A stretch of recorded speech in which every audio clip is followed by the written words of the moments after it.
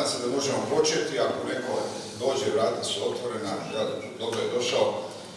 Poštovane dame i gospodo, zemljakinje i zemljaci, dragi prijatelji, večeras predstavljamo knjigu prvi put sa kćerkom potočarima bosansko-hercegovačkog novinara, pisca i publiciste Mehmeda Pargana. Prije što pređemo na predstavljanje knjige, koristim priliku da pozdravim njenu ekscelenciju, veleposlanicu Bosne i Hercegovine u Republici Hrvatskoj, dr. Elnu Kovačević-Bajtal, poštovanog muftiju zagrebačkog akademika Aziza Efendiju Hasanovića, novoizabranog zastupnika Hrvatskog sabora Armina Hodžića, autora knjige gospodina Mehmeda Pargana i predstavljača knjige doktore Remziju Hadžifendić-Parajić i Hariza Halilovića. Pozdravljam i predstavnike udruga, udruženja i zajednica, predstavnike nevladinih organizacija i sve vas, poštovane dame i gospodo. Na ovom samom početku pozivam veleposlanicu dr. Elnu Kovačević-Bajtal da vam se kratko i prirodno obrati. Dobro večer svima. Pozdravljam sve Čačiću, kako je kolega Perković kazao. Dobrodošli na još jedan događaj u organizaciji Ambasade Bosne i Hercegovine ovdje u Zagrebu. Posljednjih 9 mjeseci od kako sam došla na dužnost, Ambasada Bosne i Hercegovine je organizirala u svom kulturnom, to jest našem kulturno-informativnom centru 24 događaja. Organizirali smo 10 promocija knjiga, 7 izložbi slika i 7 ostalih kulturnih događaja u što spadaju koncerti, projekcije, filmova, dokumentarnih, naučnih, skupovi, tribine. Dozvolite mi samo da kažem zašto smo se mi toliko angažirali na polju promocije kulture i stvaralaštva. Kao što vam je poznato, kombinacija političkih, ekonomskih, tehnoloških i društvenih faktora u 20. vijeku dovela je do povećanog značaja javne diplomacije u odnosu na klasičnu. Razvoj novih medija i povećana međusobna povezanost svijeta dodatno su ubrzali ovaj trend. Kao što znamo, javna diplomacija obuhvaća veliki i širok spektar aktivnosti koje vlade, nevladine organizacije i pojedinci vode kako bi utjecali na javno mnijenje i promicali svoju kulturu, vrijednosti i interese u inozemstvu. Javnu diplomaciju, kao što znamo, čini kulturna diplomacija, obrazovna, znanstvena, sportska, medijska, turistička, humanitarna, digitalna diplomacija. U tom kontekstu promocija knjiga jedne zemlje predstavlja važan dio javne diplomacije. Ukratko, javna diplomacija putem svojih aktivnosti nastoje da utječe na javno mnijenje, ali da promoviše svoju kulturu, vrijednosti i interese jedne zemlje u inozemstvu. Jer kao što znamo, čitanje knjige omogućuje čitateljima da se upoznaju s poviješću, tradicijom, umjetnošću i društvenim pitanjima druge zemlje. Pozitivno prikazivanje zemlje kroz literaturu mijenja njen imidž i ugled.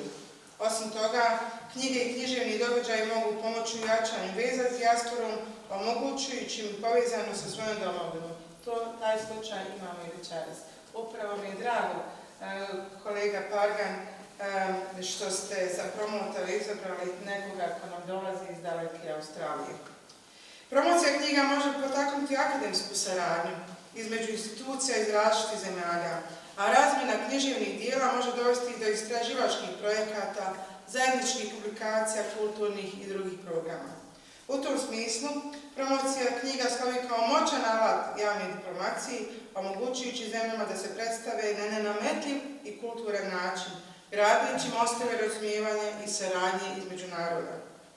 Upravo zato zahvaljujem našem autoru Mehmedu Parganu na dolasku, koji na našim večerašnjim promotorima profesorci dr. Remziji Hadžifendić-Parajić i dr. Harizu Haliloviću za veliki doprinos gornje vrste. Posebno veliko hvala našoj publici što podržavate naše nastojanje i aktivnosti na promociji kulture, tradicije i umjetnosti, odnosno Bosne i Hercegovine kao kulturno prestižne zemlje. zemlji Nobelovaca, Oskarovaca i drugih planetarno prestižnih priznanja i nagrada, o kojima sanjaju mnogo veće kulture i zemlje. Hvala.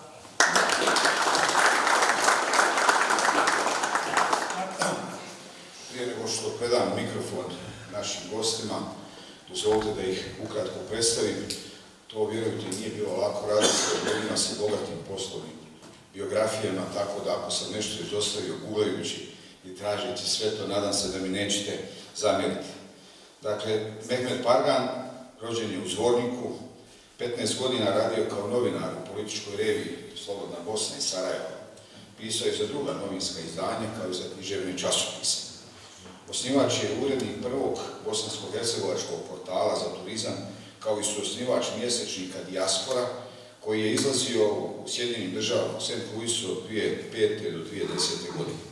Objavio je knjige poezije U potrazi za beskonačnim, Na tragu svjetlosti i pjesma Zemlje i tla. Autor je knjige drama koja se zove U ime naroda. Gospodin Pargan je također autor knjiga Umjetnički i stari zanati u Bosni i Hercegovini, Tradicija Bosne i Hercegovine zanati, kao i knjige Tradicionalno zanatstvo Tuzlanske regije sa regijskog zanatlija.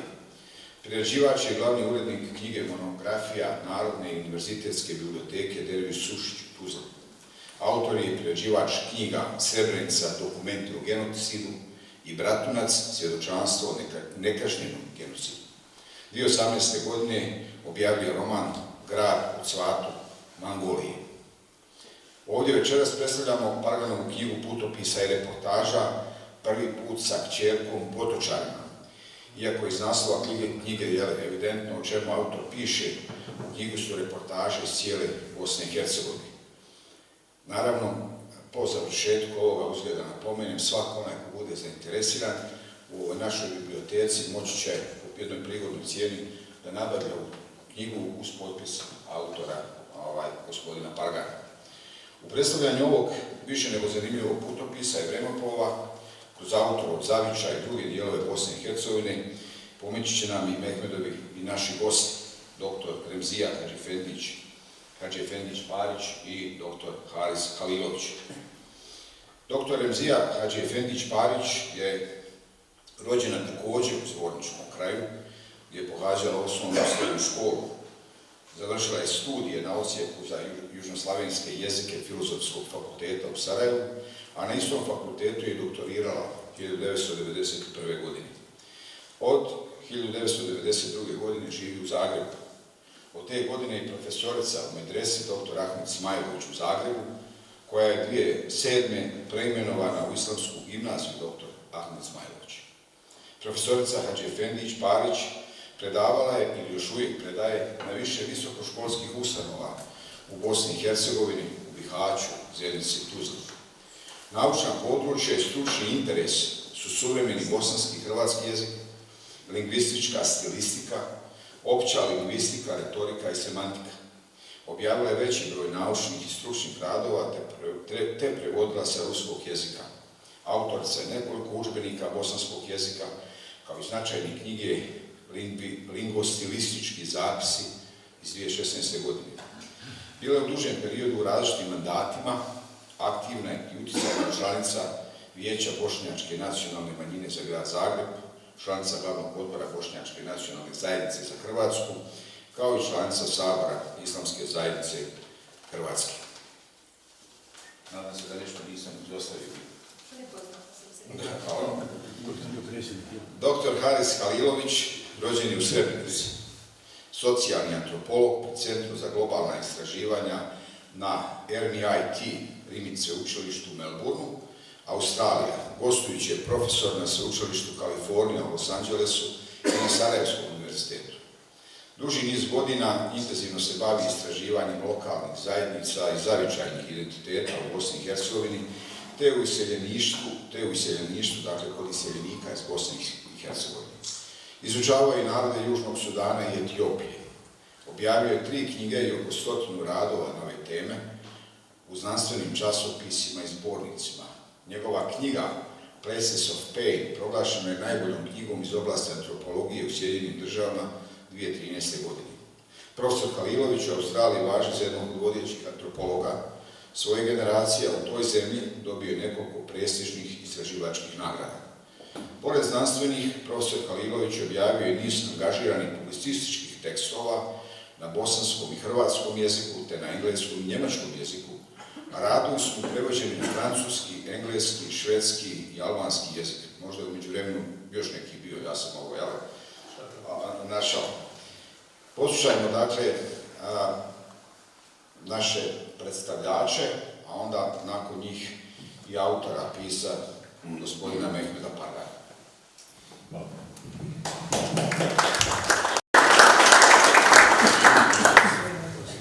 Baš mi je zadovoljstvo, iskreno zadovoljstvo u ovoj svjetlosti u ovom ambijentu pred licima, brojnim licima koje već godinama poznajem, nekim novim koje poznajem, govoriti o jednom značajnom tekstu, jednoj značajnoj knjizi, još jednog djeteta sa Vinogradom. Bila je prezentacija predviđena, žalost nešto sa temom koju nismo uspjeli, pa ćemo biti uskraćeni. Ja se nadam da ću izvesti to što sam mislila reći uz tekst. Roman Prstenovi ljubavi, to je ovaj roman koji imam u ruci, objavljen je u Tuzli. Recenzenti su bili Emina Đelilović-Kebrić i Željko Krahovac. Recenzije su objavljene, što je jako dobro u knjizi, na kraju knjizi. O autoru smo nešto čuli, a ja sam još samo kratko htjela proći. Književnik, novinar, publicista, 71. Zvornik, rođen. Ogledao se u svim književnim rodovima, drami, lirici, replici. U diskurzivnim književnim oblicima različitih vrsta žanrova. Pisao je pjesme, 3 zbirke, čuli smo i naslove. Izdate su od 1998. do 13. Više ne više. Sljedeći mjesec će nove izaći. Pisao je drame, monografije, jednu sam donijela od kuće, ovako tešku po ovom vremenu, sjajna monografija. Tradicija Bosne i Hercegovine za mlade. Sjajna jedna knjiga. Jedna posebno zanimljiva monografija ili urednik mnogih monografija je monografija Doma za djecu bez roditeljskog starta 2017. Roman uz ovaj objavio je, čuli smo, Grad u zlatoj magnolia 19. Pisao je putopise, reportaže, ovdje bismo mogli dodati još ponešto. U idioletu pisca i njegovom stilu, gledano iz ugla stilskih posebnosti romana koji večeras predstavlja, mogu se sresti refleksiji svih ovih izdanja ranije. Naime, u ovom romanu možemo prepoznati obilježja svih diskursa i dijaloga, dakle dramskog teksta, i poezije na engleskom, nešto na arapskom ima jezika i tako dalje. Zato je ona višestruko zanimljiva. Vjerovatno dolazi poslije svih njih, tako da je negdje sinteza u njoj. U uvodu rekla bih sljedeće. 2 dijela koja večeras predstavljamo, uz ovo dijelo koje će predstaviti uvaženi kolega, pripadaju posve različitim žanrovima i vrstama. Jedno je hibridna vrsta koja uključuje 2 koda, onaj književno-umjetnički i onaj, da kažemo, naučno-publicistički, dakle 2 funkcionalna stila, a drugo, posebna vrsta romana, roman dekonstrukcije. Ako bi trebalo tražiti poveznicu između ova 2 dijela, onda je ona sadržana u temi putovanja i puta, koji uključuje, rekla bih, i hodoljublje, i fikciju, i stvarnost.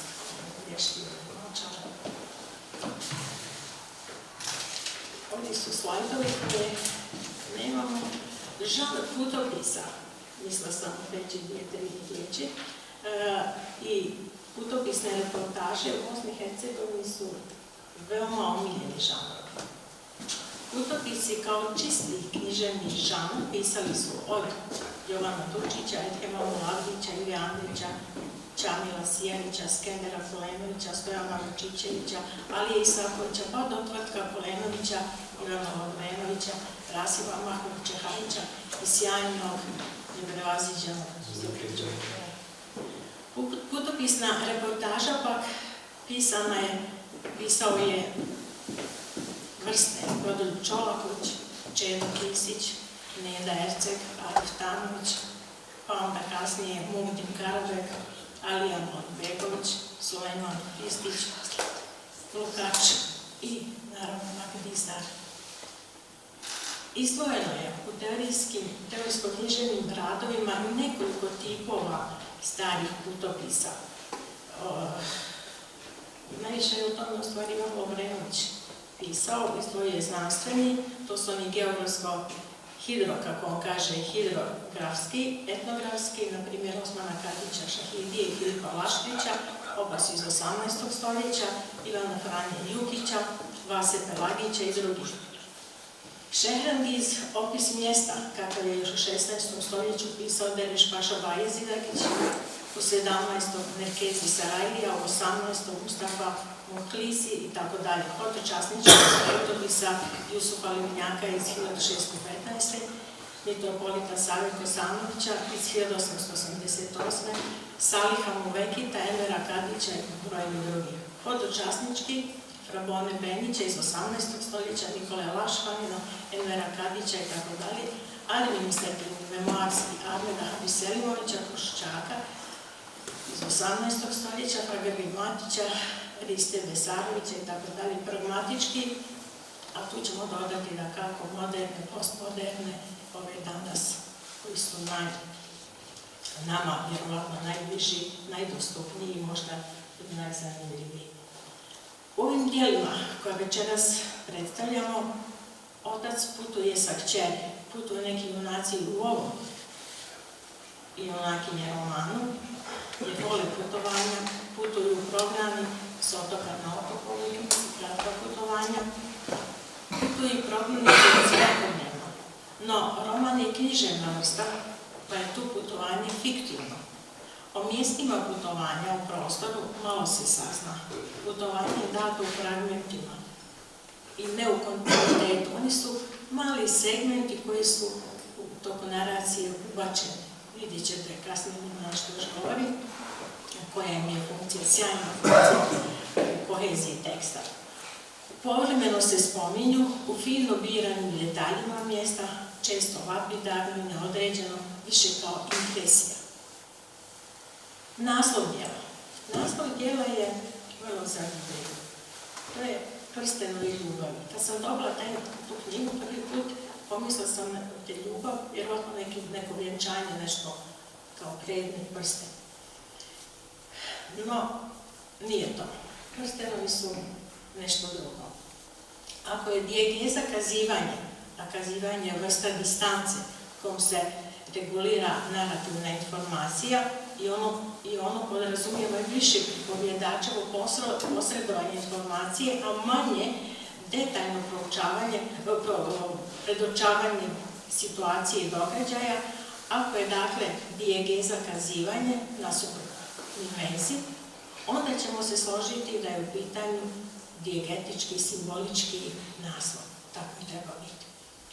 Opisujući kuću poezije u svom ovom romanu, koju nekoliko godina gradi jedan profesor književnosti, Izet Hamzić, ne znam kako ste odabrali ovo ime, slaganjem cigle na ciglu u priči Kalimanovi vrtovi, autor u romanu piše: a unutra je u jedan prsten moglo stati nas 20-ak. Prstenovi ljubavi, odnosno prstenovi su dakle halke, krugovi ljubavi. Pisac kaže životni prstenovi, niz sarajevsku, mahalu i dubas. Krugovi života u jednom trenutku navodi. Odnosno, čovjek je upućen na drugoga, na drugačijeg. Naša priča, dakle kao život, Putovanje je zabilježeno i nikada nije samo naše. Nije otok za sebe, mi smo otok za sebe. Kao i putovanje kroz svijet misli, to je citat iz knjige, i zabilježeno životno iskustvo u mojoj knjizi, kaže autor romana. Naša priča mijenja priču drugog. Naše iskustvo mijenja iskustvo drugog. Dopunjuje tu priču. I kao reflektorom osvijetli priču drugog i priča drugog i naša dobiva sasvim novi smisao romana. Sasvim novi smisao, često traumatičan kao ovdje, neočekivan, porazan.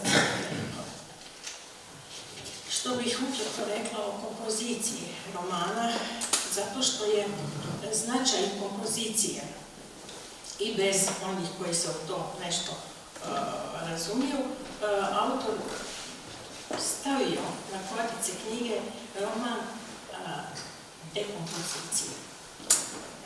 Mehmet Barga podijelio je, što navodi u sadržaju gotovo uglavnom identično, roman na prstenove, na priče, na knjige. Prstenove.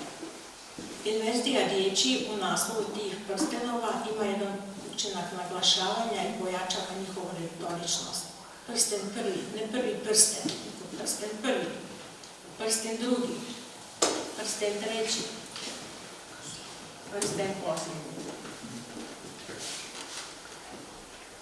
Na taj način sintaksa nerijetko u povišenom stupnju sudjeluje u organizaciji ovog sjajnog proznog teksta. Dijeljena priča, osim prstenova. Priča prva, dakle nije prva priča. Priča prva, dakle da je značaj. Prva riječ, jako je pozicije, priča druga, priča treća. Na knjige, knjiga iskustva, nastavak knjige iskustava. Neodoljivo podsjeća na jednu drugu vrstu tekstova, ovakva podjela, no to je da ne udaljavamo za druga tema. Posebnost kompozicije ili sklopa romana signalizirana je autoreferencijalno, dakle na koricama knjige. Tu stoji ovaj podnaslov koji sam rekla, roman dekompozicije. Obično se književno-teorijsko određenje vrste dijela tip prepušta književnoj kritici naknadno, koja to čita, analizira povijesti književnosti. No, naš autor, Mehmet Barga, osim vrstnog određenja romana, da je roman u pitanju, atribucijom, da je to dekonstrukcija, precizira vrstu romana i time može biti zbunjeno čitatelj. Neko će reći šta je sad ovo, kako je dekonstrukcija. Nešto što sad nije baš toliko ni privlačno za oni koji ne poznaju teorijski terminologiju. No, riječ je o posebnoj vrsti naratološkog postupka postmoderne u građenju, komponovanju, odnosno sklapanju najveće epske vrste, dakle romana, priče, odnosno knjige, njegovi krugovi, prstenovi, koji grade, odnosno sklapaju roman i sami su dalje podijeljeni, to stoji u sadržaju, uglavnom, iako se sadržaj i knjiga po naslovima ne podudaraju uvijek, podijeljeni na poglavlja, odnosno dijelove, s podnaslovima također i s uplitanjem nečega što imamo jako poznato u svakodnevnom govoru, odnosno književnosti, lijepoj književnosti. Uplitanjem priče u priči, kao da se odmotava, odnosno motava jedna priča, pa se onda u toj priči priča jedna druga, koju pričaju različiti likovi na različitim mjestima i u različito vrijeme. Različite tačke gledišta ili takozvana fokalizacija kompletiraju iskustva koja su njihove sjene, čak i tada. Tako je naslov jednog poglavlja nastavak knjige iskustva ili pokušaj spajanja krhotina prethodnih dijelova. Ko bi pomislio da nije kontekstualizirano, da je to naslov jednog poglavlja u romanu. Nastavak knjige iskustava ili pokušaj spajanja krhotina prethodnih dijelova. Vrlo neobičan roman, mnogočan. Svi oni za ovi dijelovi zajedno s podnaslovima žensko pismo, muško pismo, epilog, kao svojevrsno više glasje, obilježavaju cijelinu romana. Roman Mehmeda Pakana cijelina je, dakle, posebne vrste. Konstrukcija tipa prstenaste kompozicije je najbliže određenje gradnje teksta i njegovog pažljivog tkanja. Njegovo strukturno obilježje, posebnost i manje pažljiv čitalac može vrlo lako opaziti i bez napomena, a istraživaču da kako ostaje potanko analizirati, tumačiti ga u svim pojedinostima i detaljima. Naracija nije linearna, niti vremenski, niti prostorno. Niti vremenski, niti prostorno likovi ne obilaze određene prostore, nego skokovito, s jednog mjesta na drugo. To daje posebnu dinamiku, zanimljivost tekstu. Glavni lik, koji je dugo enigma, putuje po istoku, mnogo putuje po krajevima pored mora i odjednom na 43. stranici od nekih 300-tinjak stranica, 230 otprilike, sam kaže da je umro. Kaže, umro sam. I nastavlja priču. Dakle, umro sam i navodi datum precizan, što opet ima svoju funkciju, baš 26. maja 1986. Ovo navodi da znate koje je vrijeme romana. Kaže, to jest piše dalje, a pripovjedanje zapravo, kad je on umro, nastavlja njegova duša, nakon što se tijela oslobodila. Smrti zapravo i nema. Mark Dizar bi rekao i objave stvoritelja. I nema kraja. Postoji samo put od gnijezda do zvijezda, rekao bi pjesnik. Nakon vidljivog i varljivog svijeta, put nastavlja duša kroz verzah čekanja. Smrt je jekin, sigurno saznanje, inherentna ekspresija glavnog junaka romana, da ovdje prizovemo Jagmeda Rudina, jednog drugog Mehmeda Mešo Selimovića. Usput, ta ekspresija ostaje čitatelju dugo poslije posljednje stranice i preklapanja korica knjige. Formalno, roman započinje s poglavljem koji ima naslov prolog, a završava poglavljem postskriptum. Mogao je započeti s dijelom koji se zove oživljavanje smrti, to je drugi po redoslijedu, i koji se otvara riječima jedne junakinje. Ono si što ljubiš. Ono si što ljubiš, kaže ona.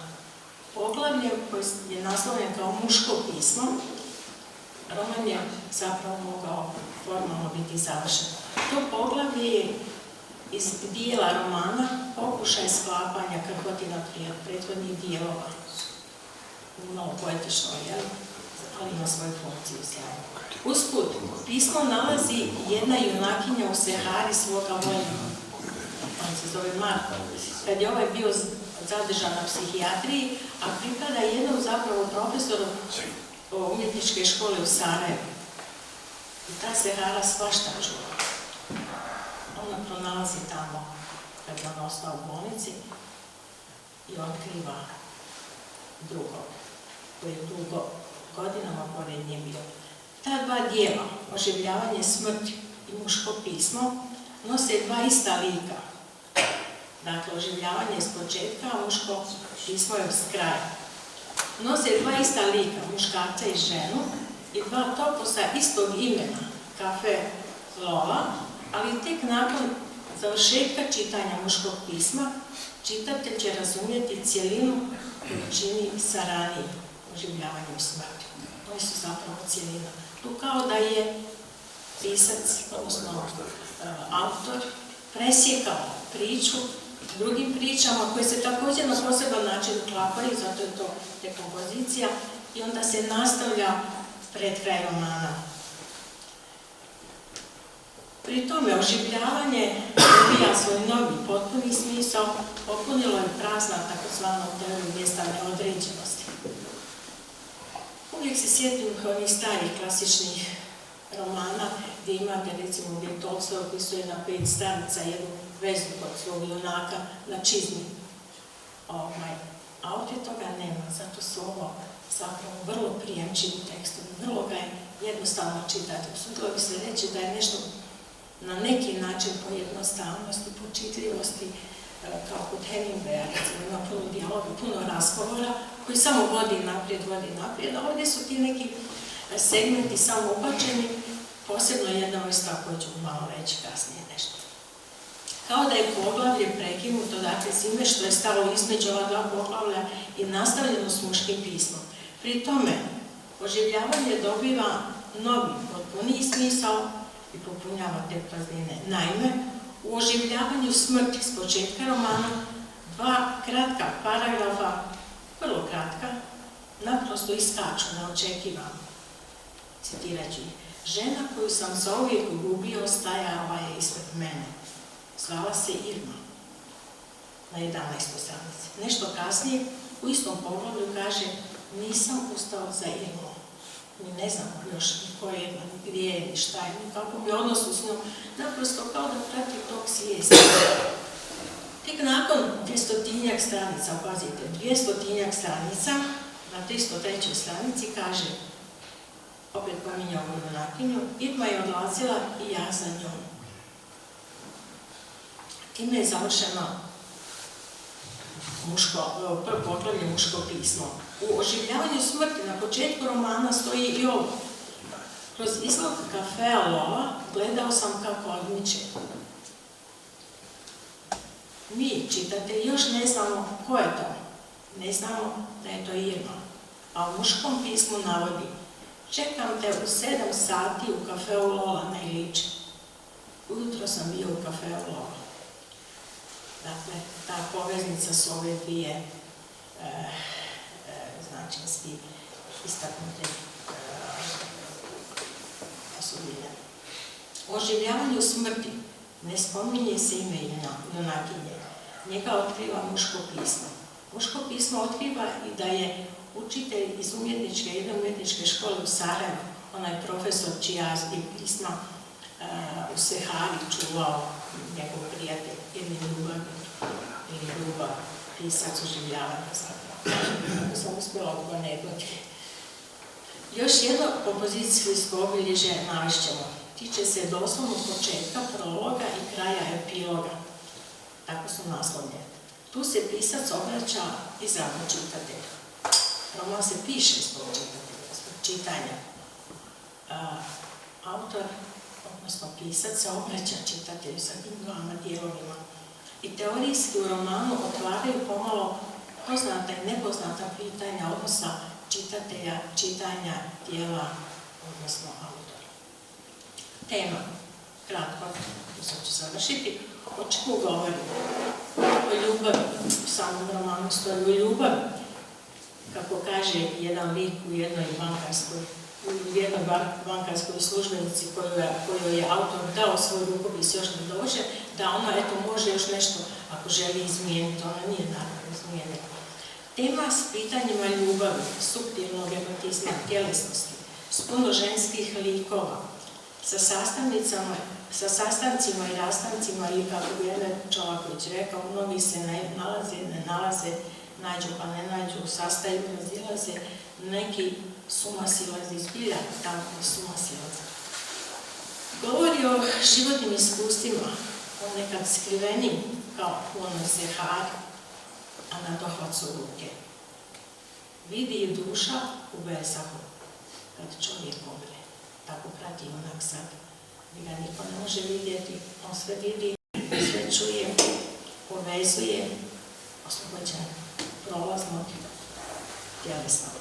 Na kraju, izdvajam jednu posebnost Varganove poetike, zanimljivost štiva koju vezujem za dinamičnost i jednostavnost pisanja. Puno dijaloga. To su oni dramski elementi, vjerovatno sjajni. Oni su za sebe tema. Postupci sintaksičke ekspresivnosti, takozvana parcelacija, one kratki dijelovi od rečenice s odredbe, recimo, dolazim kući, tačka, sam, tačka.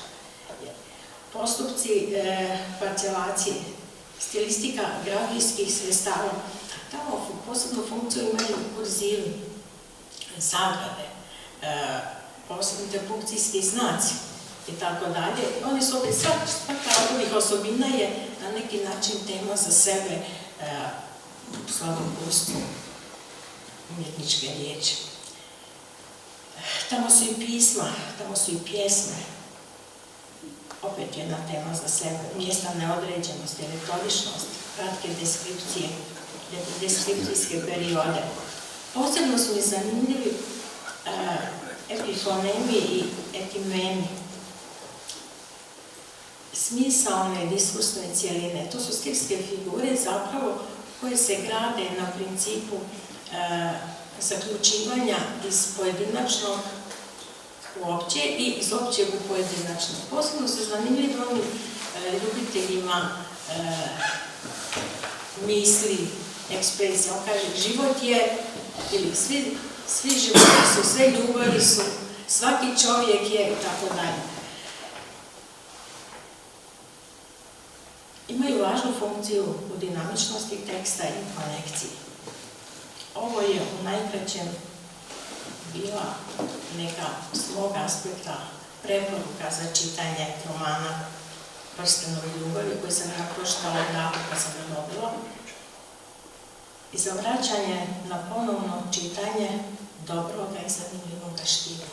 Traži da se ponovo čita i kad zatvorite zbilja, kad se zatvore korice, ostanete dugo u razmišljanju o mnogim temama. Šta je duša bez tijela? Zašto smo tu?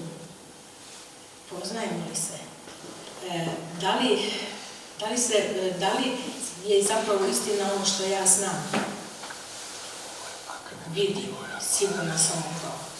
Kad čujem priču onoga koji je pored, zapravo dolazim u sumnju da li je to što ja znam zaista znanje ili je to nešto drugo. Zapravo, jedan roman koji navodi na razmišljanje, jedan moderni, postmodernistički roman, ja iskreno čestitam autor, preporučujem, vidjet ćete. Mislim da je pogotovo mlađoj publici i onima koji vole otkrivati preko jezika taj drugi svijet.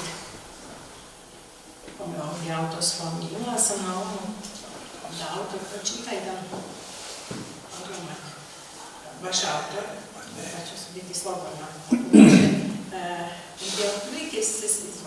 gdje se otprilike sadrži sve ovo što sam rekla, je to čovjek me pogleda u taj tekst, teško može doći.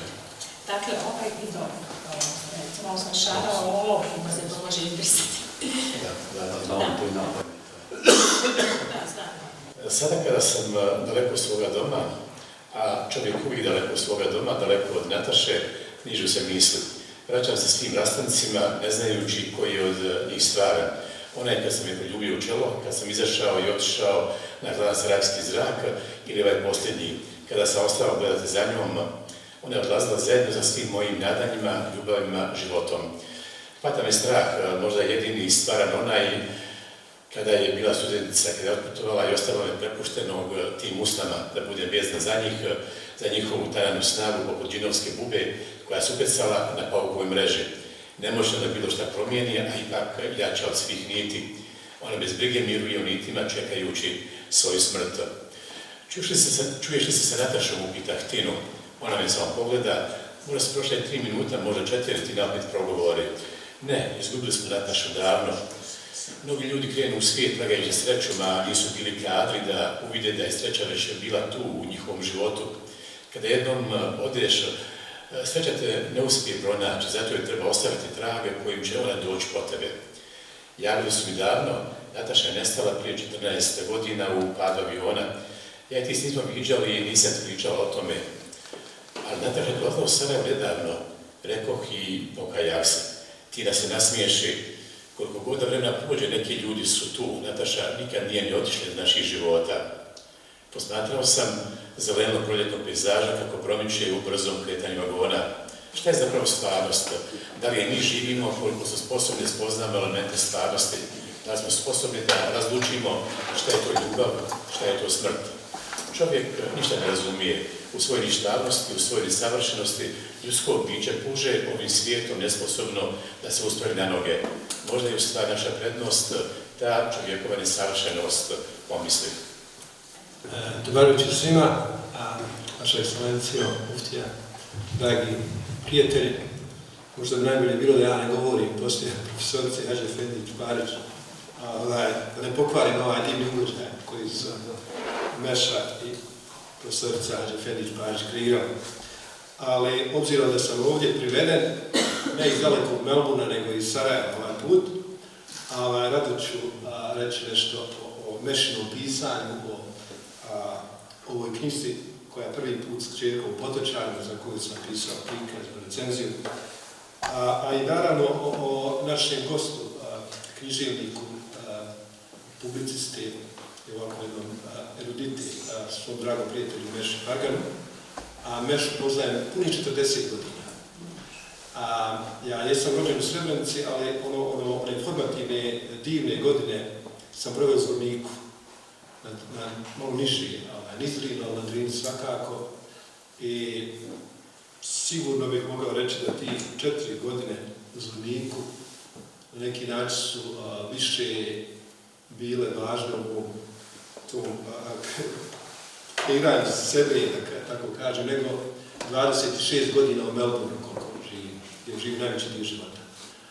Naravno i druga mjesta, uključujući ovaj lijepi grad Zagreb, su dio moje biografije također, kao i Sarajevo i Prijedor. Tako da čitanje, odnosno stil koji Meša koristi je također ovako jedan kao baš životopis, ne samo zemljopis. Ja sam svoj prikaz ove Mešine knjige naslovio Zavičajni zemljopis u sjeni genocida. I najprije bih pročitao jedan dio ono što sam napisao o samoj knjizi, a onda bih volio da također ima ovako razgovor, da malo više prostora našem gostu, Mehmetu Parganu, u jednom ovako razgovoru između nas troje, svakako bih volio nešto i pitati Mešu, ne samo govoriti o ovdje. Dopustite mi da pročitam, kao što rekao, dio onoga što sam napisao.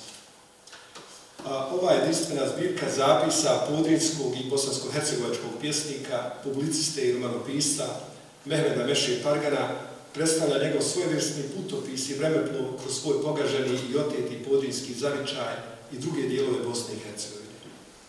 Već u prvom lirskom zapisu svoje čitatelje i svoju kćer jedinicu Pargan vodi do Drine, one sudbinske identitetske odrednice, bošnjačke Meke i Medine, rekao bi veliki Abdullah Sidran, Ahmetu, nažalost, sada, gdje je autor odrastao na čijim obalama u Zvorniku je zapisao svoje prve stihove. Kao i Sidran, i Pargan je ostavlja srce svoje u Zvorniku i duž jedine zelene transverzale rijeke Drine. A zelena Drina, ta vila valovita koju je pisac pohranio u svom sjećanju i svojim ranim pjesmama, za potomke Parganove i moje generacije je dobila sasvim drugo značenje, kao i srebrna Srebrenica, divni Divić, Kajimin Zvornik, Visoki Kušlat.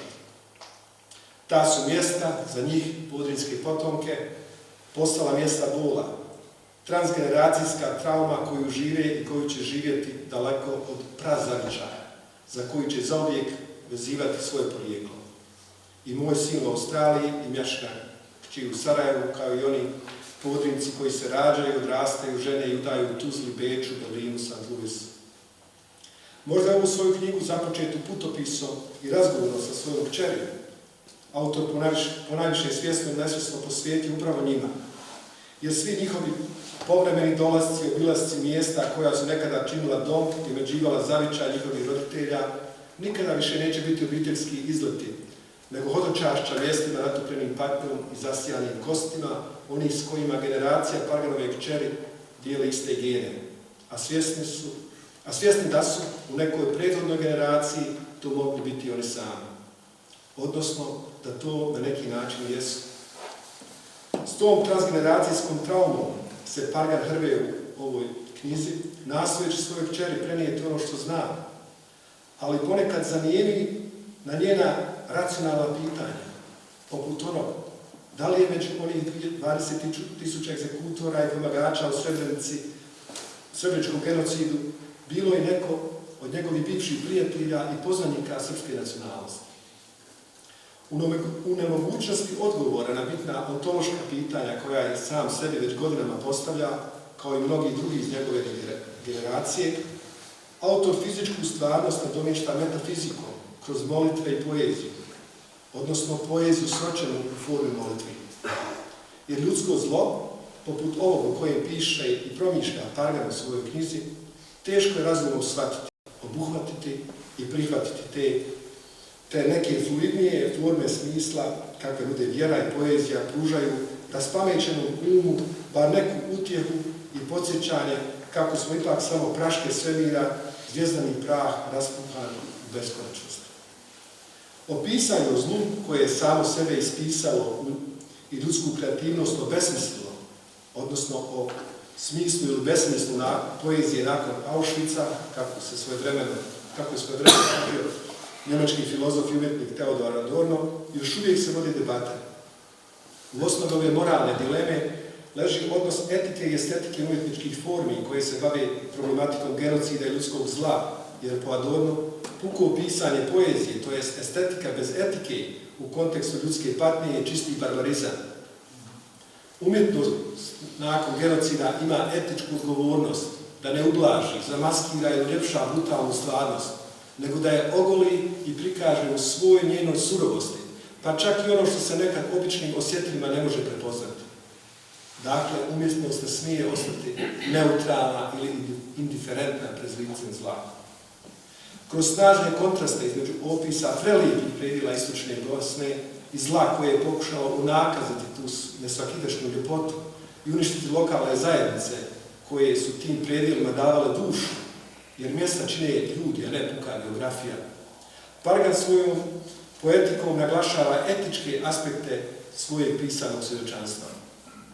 On majstorski rekonstruira zbrisano, uništeno i nevidljivo, kreirajući narativ o ljudima i mjestima kojih više nema, a iza kojih su ostale barem priče, ova koju Pargan sam ispisuje i one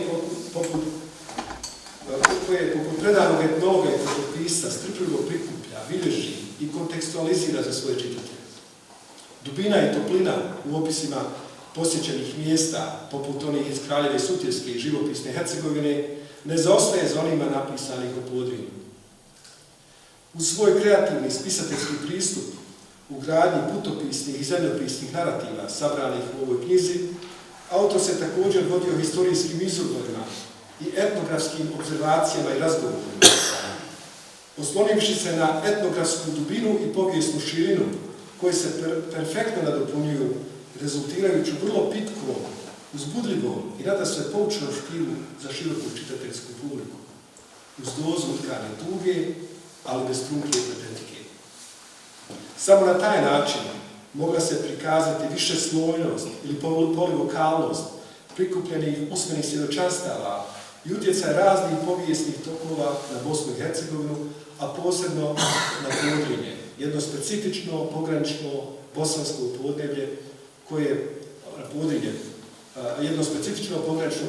podneblje koje je prošlo kroz nezapamćeno zlo i genocid u toku srbijanske agresije, a o čemu svjedoče ne samo bijeli nišani, preživjeli ljudi, izbrisana autohtona kultura, nego i sama priroda koja je također genocidom oskrnavljena kroz masovne grobnice i stratišta koje su zločinci diljem Podrinja ostavili za sebe.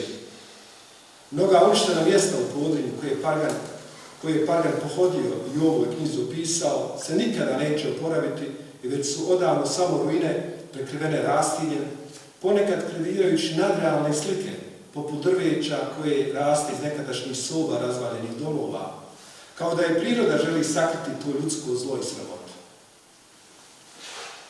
I ta uništena mjesta i domove kojih više nema, Pargan svojim zapisima čuva od zaborava i ostavlja svoju kćeri i sinovima kao spomenak i zemljopis jednog uništenog zavičaja kojeg nisu stigli upoznati.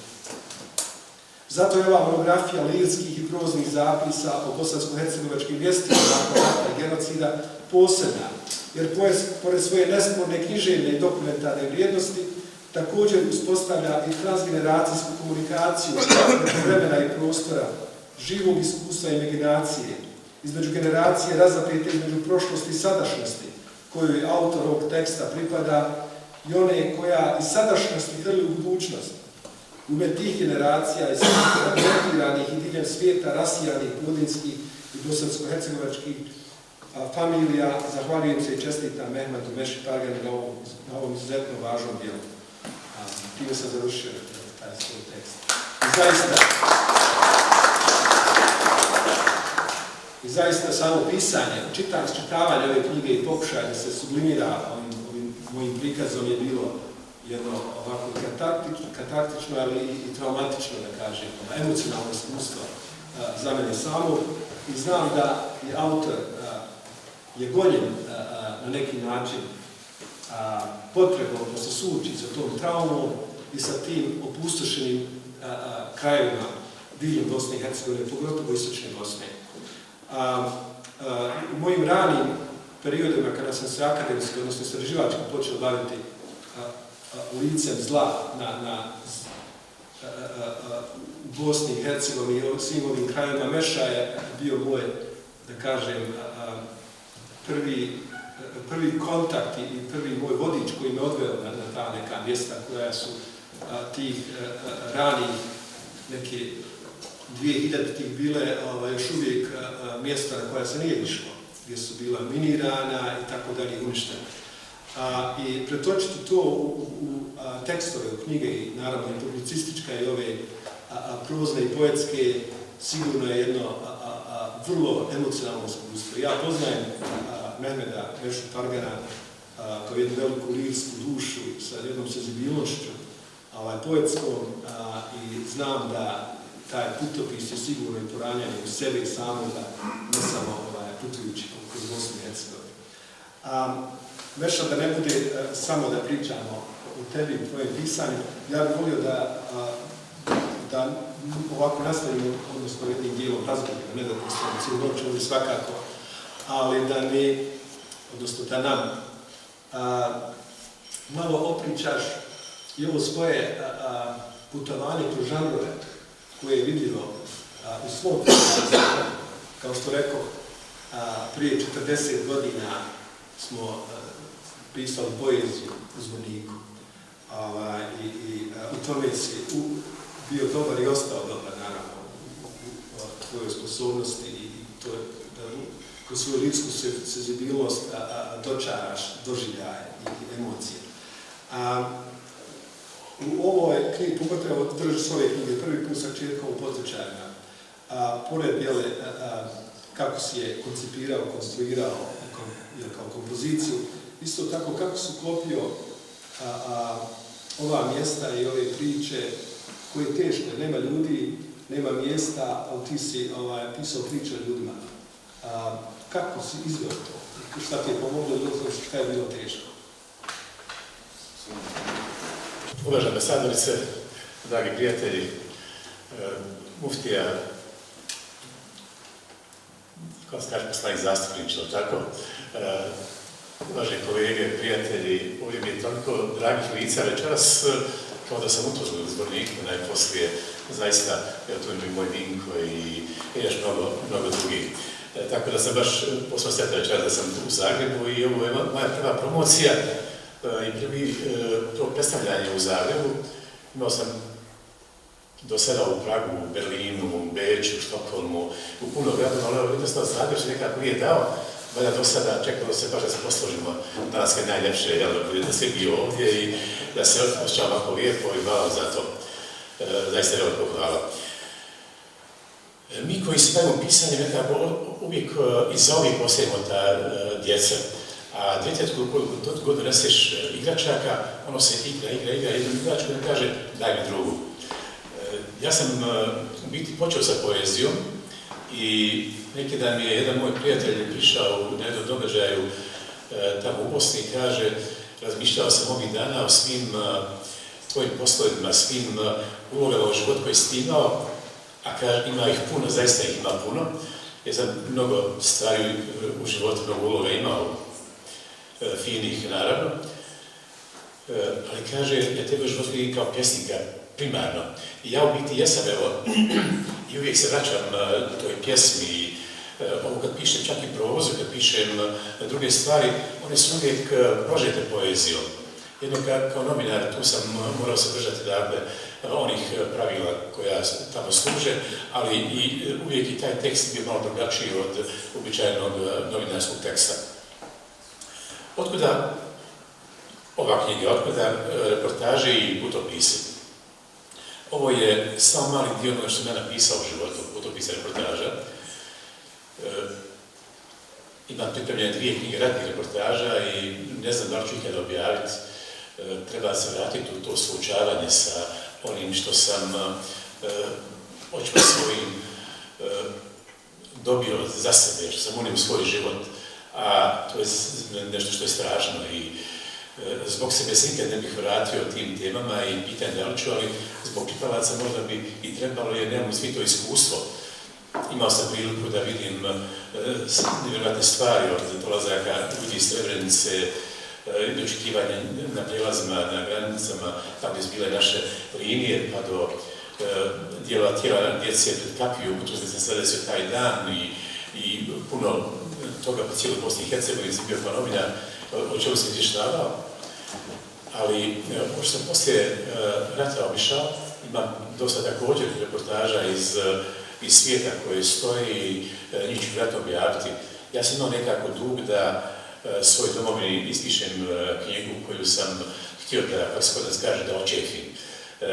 Ne da bude nazor, ne da bude rad obaveze, nego da je pišem 15-20 godina i ovdje su zapravo moja putovanja u neke 2 decenije zapravo. Od Niseta Džankera, s kojim sam znao putovati po Hercegovini, pa Rasma Hamdovića, pa mnogo mojih prijatelja ne pominjem. Inače, volio sam uvijek da ne putujem sam. I ovo sam knjizi dao ime prvi put sa kćerkom Potočarima. Moja kćerka je išla sa mnom u Potočari prije ovoga odlaska, ali ona je prvi put tada shvatila šta su Potočari. I najkraća reportaža u ovoj knjizi je upravo prvi put sa kćerkom Potočarima. Međutim, kao što večerašnju je večer stavili i na plakat, na poziv da je knjiga prvi put sa kćerkom Potočarima. Ja tvrdim da se iza teme Potočari sve na ovom svijetu može sakriti. To je toliko velika tema, toliko za nas važna tema, da sve ostalo ćemo staviti u sjenu upravo te teme. Tako je i ovaj drugi dio teksta, zapravo temeljni dio teksta, koji nije vezan za Potočare, dobije upravo tu notu. Jer da li se u Bosni o bilo čemu može govoriti, a da ne govorimo o Potočarima? Ja zaista ne mogu, evo, dozvolim da u prvom pitanju iskoristim priliku da odgovorim poezijom u stvari. Jedne večeri sjedio sam s našim Rahimom Kajanom u Mostaru i bili smo čajevi do neka doba i toliko je bio upečatljiv taj naš susret da je ušao u ovu knjigu i pisao sam o njemu kao jednom od važnijih mojih susreta. I kada je Ibrahim otišao, polako, kaže, bar je već hladno, od sjevernog Blogora dopire oštar proljetni povjetarac Ibrahimova silueta, izgubila su magla, hladnoća se već počela vlačiti pod moj sako. Ušao sam u hotelsku sobu i počeo pisati. Reminiscencije o kapicama izbavnice nad vječnom rijekom. Nemir je na stijenju, tu je ogoljen do pjesme, do bjelokosti, ribljega skeleta, iskrivljene kičme naših iluzija, sučeljenih sa beskrajnim hodom čovjeka preko mosta. Kuda vode mostovi, njihova ukrštenost s rijekom? Kada pođemo ka drugom čovjeku, kada izgradimo mliječni put prijateljstva, premostimo vjerom trag repatice nad koritom života. Jesmo li iluziju stavili u korito naše rijeke, sebe u samicu među zidove povijesti zarobili? Odlazim na mezarja i iskupljujem se patihom pred žrtvama zločina, počinjenih nad nevinim bosanskim pukom. Oproštaj, u sebi tragam, milost, snagu, a onda neprospavane noći pitam zašto? Zašto moji prijatelji šute? Čuli su za ubijenu djecu, čuli za spaljena sela, gradove, za džamije strušene i djecu koja ciče u svojim kućama nestajući u plamenu nacionalnog osvještenja. Pričam prijatelju kako su u mom gradu nabijali čovjeka na kolac. On kaže, ne vjerujem. Ni ja ne vjerujem, ali Abdullah Buljbašić Bubica nabijen je živ na kolac. Sud to potvrdio, a oni koji su ga uz rakiju, slaninu i osmi nabijali, osudio još u Beogradu. A oni rekli, nabijali smo pa šta, odležat ćemo ponosno. I zatvora se vraća iz masovne grobice, ne. Da bi nacionalna svijest bila na nivou, a taj moj prijatelj ne razumije. Zašto prijatelji ne razumiju? Oni li su krivi ili mi koji ih tak nabiramo, zadovoljavajući Božje određenje uslovljene različitosti, makar i u tom trenu, kada se ne dvoji o tome jesu li djeca u majčinoj utrobi razložno ubijana. Tako je to moj prijatelj, sve ovo nisko. Pljuju me ne zna ni jutros kad kažem da praštam, kad kažem da oni nisu znali šta čine. Moji pljuvači se pozivaju na gospodina Bogita. Pljuju po meni jer nisam ja pozvan da praštam. Oni koji su nestali u zoru nisu mi dali za pravo. A bio sam dužan da praštam. Kada praštaš, stavljaš tačku na ratove i govoriš svima da je vrijeme trošno, poput kaldrumskog kamena. Pod nogama se to stoljeća gubi. Kad praštaš, kažeš kako nemaš snage da se za novi rat spremiš. Kad praštaš, rat snagom drugom pobjeđuješ. Kad praštaš, shvatiš da praštaš samo za sebe. Kad praštaš, shvatiš da praštaš, a onima kojima je oprošteno, nije ni bitno. Kada praštaš, činiš to zbog sebe. Sad kušam svoju vatru i govorim sebi, ne praštaj prijatelju, njima nije bitno, a tebi i onako dokost već boli. Ne praštaj, jer jutrom će se već novi vratovi bjelasati pred koprenom iza koje se krije bezumljeno lice dželata. Ne praštaj, jer ćeš činiti istim različitosti pred Bogom nespojive. Ipak, odan je strmino odnosi misli, roje se snovi, ovo je vrijeme smrti i praštanja, vrijeme ljubavi. Zašto si stvoren, to ne biraš, već jutrom navijan kreneš putem sudbine, prateći žubor rijeke.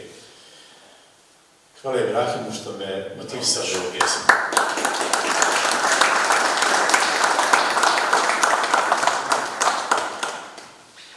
Iako je ovo tekst koji govori o putovanju, zapravo ne može bez našeg iskustva.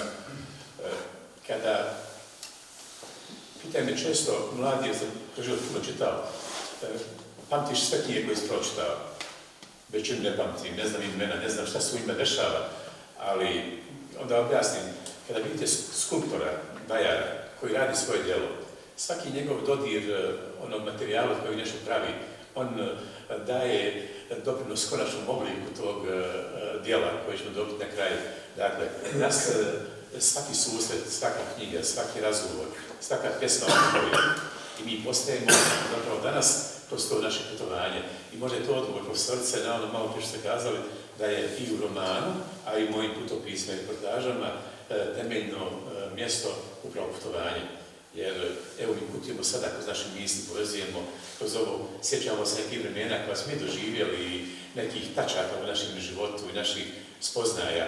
I bitno je, bar u mom životu u kojem bilo je, vjerojatno nije bilo zapravo dana u kojem nikom nisam upoznao. Takav je život Boga da se svaki dan skoro upoznava ljude u mom životu. Bitno je dakle upoznavati ljude, one koji će u vama probuditi svjetlo. I to je bio moj moto u životu, da sam upravo s takvim ljudima putovao, takve ljude sretao i da danas pijem kafu samo sa takvim ljudima u stvari.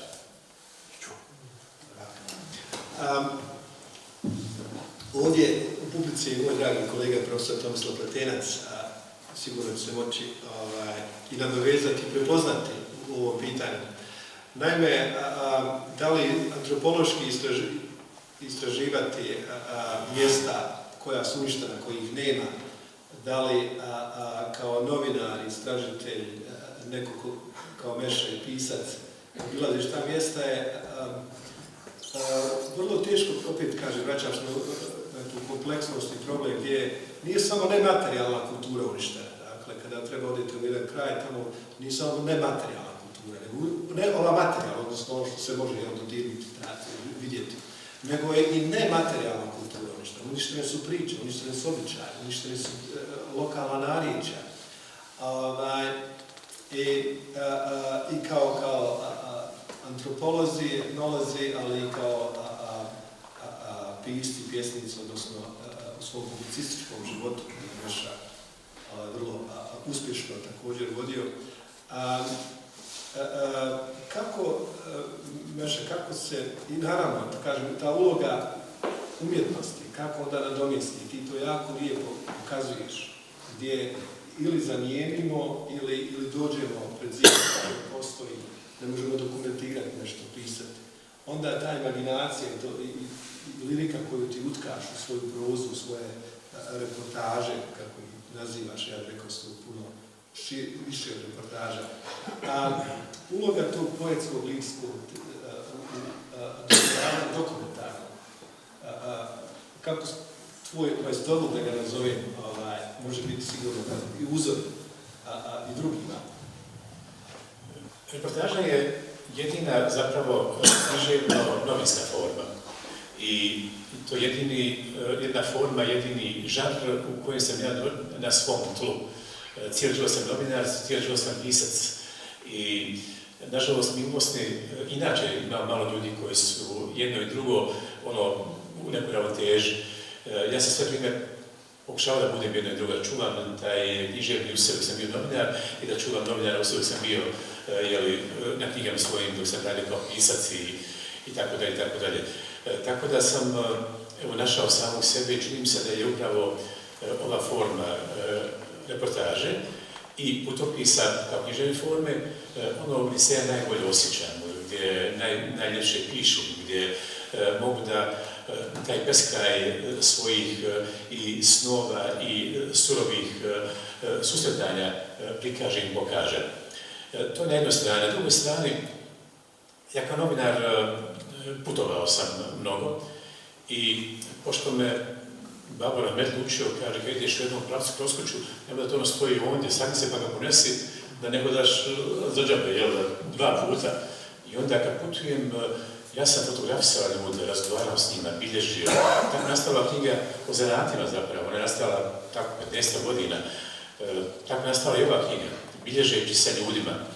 I šta sam naučio od nekoliko stvari sa ljudima, družeći se, putujući upravo na ovim putovanjima, da mi vrlo često nepravedno uzmamo sebe ekskluzivno pravo da volimo nešto. Sreo sam čovjeka u samostanu u Rami, Rozo Rama tamo.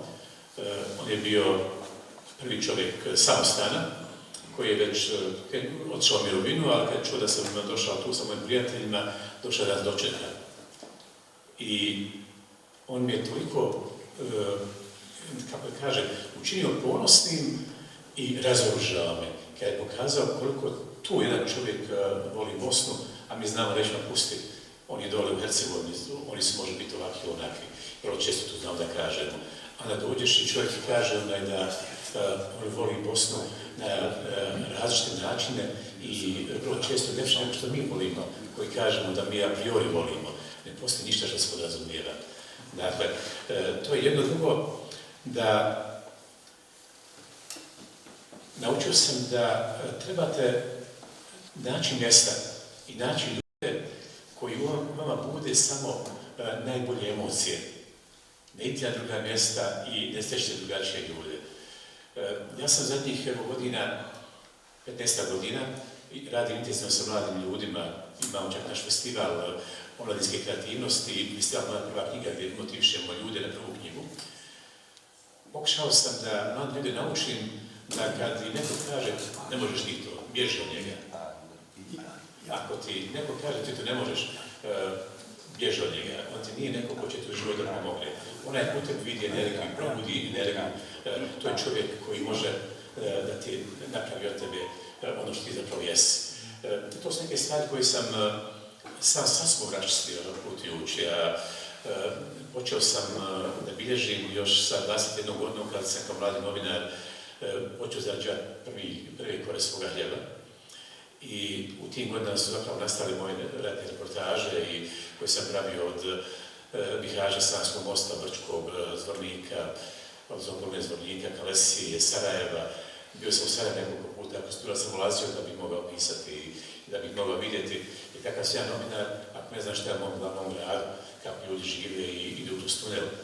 I to je bio neki izazov, kada sad razmišljam o tome, kažem, pa vjerojatno nisam bio normalan, kako se moj roditelj u tom trenutku osjeća, ali ode sin u ratu kad se gine, onda je u Sarajevo, ja ništa nema u Sarajevu. Međutim, to je taj autorski nagon i potreba da se u datom trenutku bude ono što u stvari jeste. A ja sam bio ratni novinar, bio sam ratni reporter i neko ko nakon rata se nije postidio ni jedne rečenice koje je pisao u ratu. A nažalost, malo je u Bosni i Hercegovini koji ni na ovoj ni na onoj strani nisu postigli onoga što su pisali.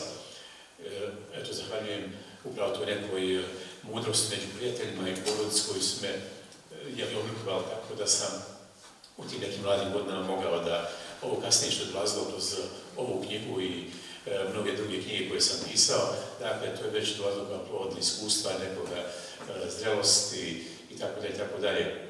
Najposlije, kaš malo prije 40 godina se ja i ti znamo, prije 46 godina sam objavio svoju prvu pjesmu. Izašla mi je u prvom razredu osnovne škole kad sam imao malo manje od 7 godina. Dakle, u toliko godina mora čovjek nešto naučiti, kaže čovjek koga vode zrno, jel? Ja hoću da kažem Hari, još jednu stvar ovako. Mnogo me, prvi to put govorim, dok sam uđivao novine Dijaspora, malo prije smo pomenuli kolega Zoran, Dijaspora, tad smo objavljivali reportaže, više je to putopis zapravo putovanja Harisa Halilovića koje je on radio za Australiju i u kojima je govorio o političkim, antropološkim promišljanjima o tim putovanjima. I ti rukopis koji sam ja uređivao kasnije kada su dolazili, mnogo su mi dali poticaj da napišem u knjigu. I prvi put to sada govorim, nije slučajno što ste bio recenzent ove knjige Darko. Hvala vam što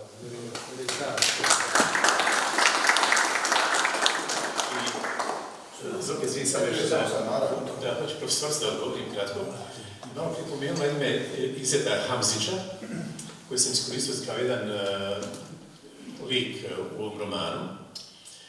Radi zapravo o Izetu Hadžiću, profesoru koji je bio učitelj poezije Meni Harisu. To je čovjek koji nas je okupljao u školu u Zvorniku, svakog utorka uzme nas na časa i kaže idemo da učimo poeziju. I čovjek nas zatvori u učionicu, nas je bilo 4, donese nam časopisa iz bivše Jugoslavije i kaže čitajte. I mi čitamo na glas, on kaže hajde analiziramo sada. I mi donesemo njemu svoj rukopis, ja prepisam na mašini, to je lijepo, čitam ovako 50 strana, kaže Margane, odlično, ovo je fenomenalno. Ja otvorim rukopis, prekrižena cijela pjesma, druga prekrižena cijela pjesma. Na 5. strani ostaje jedan stih samo zapravo, kaže bravo, i tako dalje. Zapravo, na takav način je upravo pravi od nas ljude odgovorne prema riječi. Jer koja voćka najbolje zapravo rađa? Ona koju najbolje krešete, kojoj višak grana osjećate da bi one koje vrijedi bile ojačane. Mi smo upravo to zahvaljujući našem profesoru. Sada smo ga pominjali u putu, nisam znao da ću ga spomenuti večeras i on nas je motivisao. To je čovjek koji je zaista napravio jednu kućicu u okolini Tuzle. Svaki dan je poslije škole nalazio kroz ga, nađe ciglu, crijep ili dasku i pita ljude mogu da dobiti ovu ciglu. Kaže, možete šta da kaže, pravim kuću, ljudi se nasmiju na jednu ciglu. I on odnese ciglu i za nekoliko godina je napravio kuću u prigradskom naselju u Tuzli. I ima ovdje čak taj čovjek sa ciglama. Zamislite samo koja je to poruka životna nama bila da sakupljajući cigle možete napraviti kuću, sakupljajući znanje. Kakva je ta kuća koju ćemo mi napraviti sakupljajući takvu vrstu znanja. Hvala dragom Bogu, pa smo imali na našem putu takve ljude. I evo neki omaži njemu i evo noć večeras neplanirano, a uvijek je sve u životu neplanirano. Evo, ja mogu pričati 3 dana, kao što vidite, ako imate pitanje, razgovaraju se. Za Vesenjak jedan koji uvijek se bilježnicom podao, pored Drine sjedi, da na ulogu piše pozdravlja svakoga koga srećno.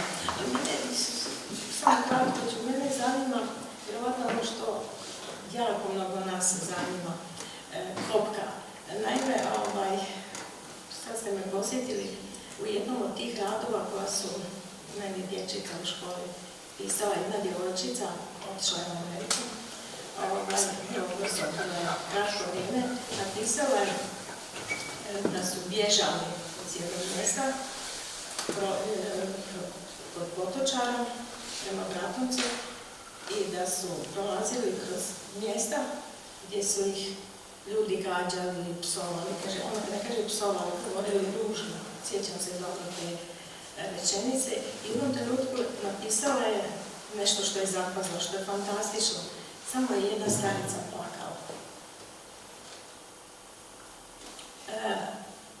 Hoću reći, kažete da zapravo da imamo te paralelne živote. U istoj klupi sjedi Miro Delanić, moj kolega sa fakulteta, zločinac osuđen.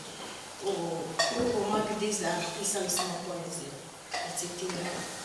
U istoj klupi, isti učitelji, ista rijeka, isto voće, iste kazne, slične kazne. Kako je to moguće i da li može ovo iskustvo promijeniti? Da li možemo nešto naučiti i da li se to uopće može naučiti? U čemu je to? Kako je moguće zapravo da je jedan pratil, a to je žrtva? To nisu stranci, to nisu tuđinci, to su naše čerka vas je pitala, poznaješ li nekoga, jeste li neko bio prijatelj? To su bili prijatelji, to su bili učitelji, učiteljice koji su zlostavljali na svojih loših đaka, dobrih đaka. Miro Delanić je bio dobar student, student književnosti sa njim, negdje u Americi pod nekim imenom, to je razločna pokajnik. Čovjek se pita zapravo da li ove knjige i ova iskustva o kojima vi pišete i vi sjajno, da li ono mogu pomoći da prepoznamo, da nešto naučimo, recimo, samo da povijestuje odavno pogotovo sada kad nam zveckaju sa svih strana čizmama ratnim i oružjem ratnim, pogotovo kad gledamo ove stravične slike aktualne Potočara u Bliskom istoku. Prekrasne državlje, bila sam posjetila sam brigadu univerziteta. Da li ima načina da čitajte paralelno nekog svijeta izbjegnemo nešto? Ili smo zaista stranci, zaista kao ova Ignat ovdje. On je živio sa ženom u Seharije, sva tajna koja je, to nije nikakvo pokazivala, ništa nije znala. Profesorice, pitanje je čitanja, ne pisanja. Evo, mi možemo napisati što želimo. Mi imamo slučaj da je čitan tekst romana Andrić Upravi Andrića u kojem je prikazan Bijeljak Kolac, da li smo pomenuli, je li tako, Bijeljak Kolac. Čitanje tog teksta, kako mi čitamo, koji smo obrazovani književno, jeste da mi spoznamo određene stvari, ali čitanje tog teksta na način koji studij naturalističkim polivima, on produkuje nešto drugo, da bude napijen 50 godina posle, 50 godina posle čovjek na Kolac, zato što oni su nas nabijali na Kolac. Dakle, mi imamo društveni ambijent u kojem mi danas u Bosni i Hercegovini kreiramo čitave grupe novih zločinaca. Oni postoje među nama, sad nemaju špili. Ja to odgovorno tvrdim, dakle, mi oko nas imamo, evo, sad ste pomenuli i Mir Devanjića, u njegovom komšiluku tamo, ljudi koji su služili već haške kazne, dođe i kaže, doće naše vrijeme ponovo, prijeti ponovo žrtve. Dakle, imamo ambijent u kojem je poželjno da mi mrzimo. Tako da u takvom ambijentu poezija, književnost ne može napraviti neki efekat. Ja sam u ovom prvom romanu, Grad Zlatu Magno, napisao da na večer poeziji ideš sa knjigom Lucija, u rat ideš sa puškom. Dakle, mi moramo pripremati društvo tako da ono bude sensibilizirano, da prepozna zlo, ali moramo pratiti društvo koje će biti jako i riješi svaki vid takvih mogućnosti. Stoga mi moramo, evo, meni je drago da večeras imamo ovdje zaista i ovakav sastav i Dvačina gostiju, Dvačina Jugoslav Kardalašević. Već razumijete ovdje mnogo bolje nego u mnogih krajima Bosne i Hercegovine koliko je važno se politički organizirati, koliko je važno imati taj element i koliko je važno državu koja stoji iza vas ovdje. Zahvaljujem se ambasadorici koja je zaista pravo dobar uvod ovdje. Čitao sam vašu knjigu, tako da za neke dijelove vezano za matematiku. Hoću reći, sve ovo čemu mi govorimo večeras vodi nas jednoj obavezi da mi gradimo naše društvo u kojem ćemo provesti svoje vrijednosti. A to društvo se može utemeljiti jedino ako imamo čvrste institucije, čvrste zakone, čvrsta pravila, da onaj koji drugačije čita na Drin Čuprija ne može doći do situacije da nekoga nabije na kolac. Nažalost, i mi u svijetu književnosti ne činimo dovoljno da ono što se piše bude percipirano, da bude shvaćeno, da bude pročitano. Najposlije živimo u takvom vremenu u kojem se nema vremena da shvataju stvari. Evo, ja bih samo za kraj još da ne bude da nam je cijela ova priča vezana samo za zločine, iako evo mi idemo u susret 11. julu i obilježavanju genocida u Srebrenici, ali evo želim i vas zahvaliti što već pripremate i znam da to radite na obilježavanju, jer sam ova rezolucija već nam otvorila mnoge stvari. A hoću da evo pročitam neke i druge, samo jedan kratki fragment koji govori o tom da je ovaj tekst ima jednu političku dimenziju koja se provlači kroz cijeli tekst, koja govori o ovim važnim stvarima koji su u Bosni kroz vrijeme bili važni. Pa kaže, a saveznici Bosne, oni su uvijek bili nepouzdani, čekali su prvu priliku da vladaju zemljom, da je osvoje. U narodu se čuva jedna mudrost koja se prenosi kroz vrijeme, nije vjera tvrda u jačega. Što god dogovori sa jačima, to će biti pokaženo pri prvoj vašoj slabosti. A usud Bosne je da bude slaba već vijekovima. U stvari, sve od odlaska kraljevske porodice kod Romanić. Kroz historiju se pokazalo da se stabilnost bosanskih saveznika najčešće čuvala brakom. Ako uda kraljevska porodica princezu druga kraljevstva ili se od kraljevske porodice iz drugih kraljevstava ženi neko sa bosanskog dvora, onda bi mir mogao da traje koju godinu do deceniju. Pardon. Valjda je i to jedan od razloga da se danas tako čvrsto u Bosni čuva porodica i da u životima ljudi znači sigurnost, stabilnost, pouzdanost. Lijepa žena je mogući garant mira, kad nema država snagu, onda se može braniti ljepotom. Zamislite za načelnika kak ne oženimo kćerkom njemačkog kancelara ili američkog kongresmena. Bili smo rad 2-3 decenije, ne je bilo rata, krize, ili da recimo naš sudan bio u kuću, Amerikanci ne bi bili rad makar 4 decenije. U smijeh to govori prijatelju Rasimu, sa kojim danas putujem Bosnom, koji svaki put do sada čudim se njenoj ljepoti, posebnosti, nelogičnostima. Kažem nakon dugog smijeha, čudno je da bosanska žena ni 6 stoljeća poslije kraljice Katarine nije uspjela dostići nivo političke angažiranosti, značaja i utjecaja kakva je imala nekada. Rasim šuti, onda samo kratko odgovori. I Bosna nije dostigla taj nivo, znači dožena je.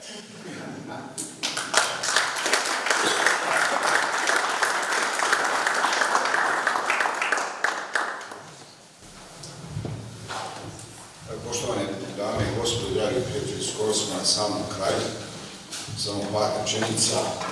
Nesumnjivo je da je revitalizacija bosansko-hercegovačkog društva sa svim njegovim povijesnim, kulturološkim i svim drugim kontroverzama jedno od najzahtjevnijih pitanja za sve generacije u Bosni i Hercegovini.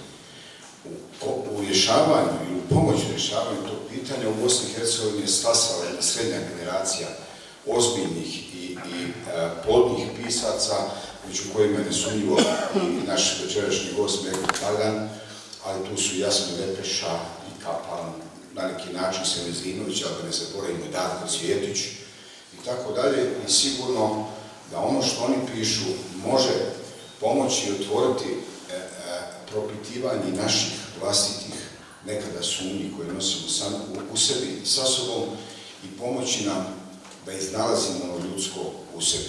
Evo u tom kontekstu ja sam nisam stigao naravno da pročitam, iako sam imao priliku, ali nisam htio otvarati bez dozvole paket, ali ću to svakako raditi, doživio ovu prezentaciju večeras kao jedno propitivanje, kroz čitanje samih nas da na neki način ispitujemo to ljudsko u nama i popravljamo to ljudsko u nama. U tom kontekstu hvala Mehmede još jednom za ovu sjajnu večer, hvala i profesorima dr. Remziji i Harisu, hvala svima vama na ovome strpljenju. Sada oni koji su zainteresirani da nabave obodvije knjige ili jednu od tih knjiga, moći će ovdje u biblioteci, Mehmed će potpisivati. Mi ćemo ostali strpljivo čekati u studiće da on završi, pa će nam se priključiti. Hvala vam još jednom.